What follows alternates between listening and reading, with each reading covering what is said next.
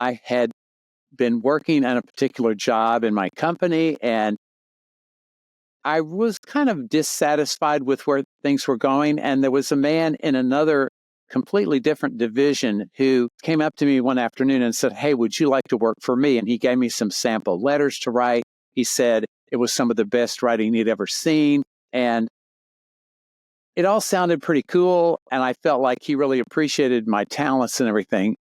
But then I went and talked to the HR department, and they were a little put out that I hadn't gone through the proper channels. And so what seemed to be so clear to me was all of a sudden cast with doubt, and I was supposed to decide by later that afternoon. And so I was praying about it. I was thinking about it. I didn't know what to do, but it seemed like both choices were good and both choices were wrong.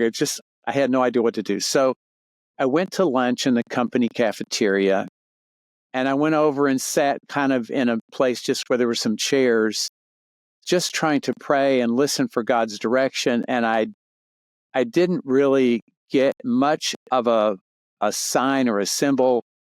But finally, I heard this tiny little voice say, "Stay where you are."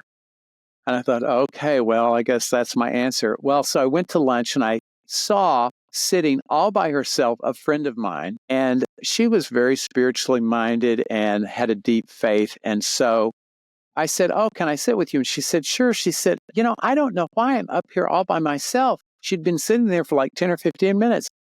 "God told me not to go to lunch with my friends. He told me to come up here to come to lunch, and there's nobody here to talk to." So I said, "I think I'm the reason that you came up here." Anyway, she listened to my story.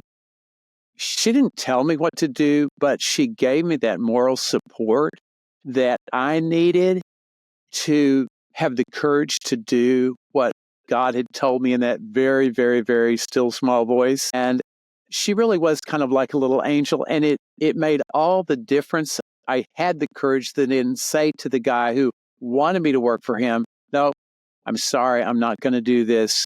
I stayed on the particular job I had for another year, and that was a real blessing. It led to something else that was even better. So I think back of that friend of mine who just showed up because God told her to. It was exactly the answer to my prayers, and I was really grateful for that.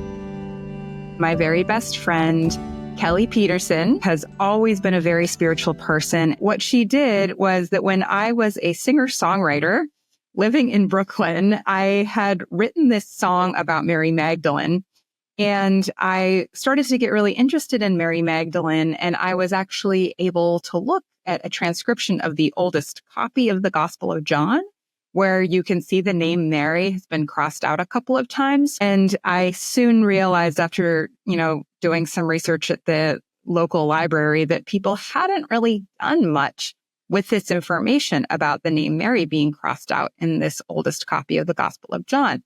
So I was sending it to a bunch of scholars, people who specialized in Mary Magdalene, to New Testament scholars. And they were like, "Oh, that's nice."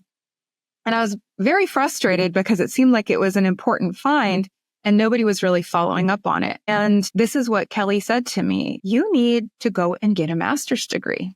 You need to stop bothering these scholars because they are busy and you're just some random person on the internet who's writing to them and asking for their time and expertise. And really, at this point, since you've asked them and they're not following up on it, you need to go and get a master's degree and you need to study and find out how to read Greek on your own." And I was so annoyed. I was saying, why would I want to do that? I'm a singer-songwriter. I live in New York. I get to play shows. I get to tour.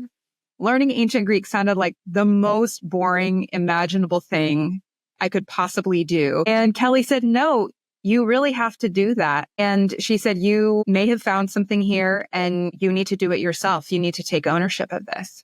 And I said, "Okay, fine." I enrolled in General Theological Seminary. I got a master's degree in New Testament, and I wrote my master's thesis on this textual problem in the Gospel of John. I ended up looking at transcriptions of over 100 copies of John chapters 11 and 12.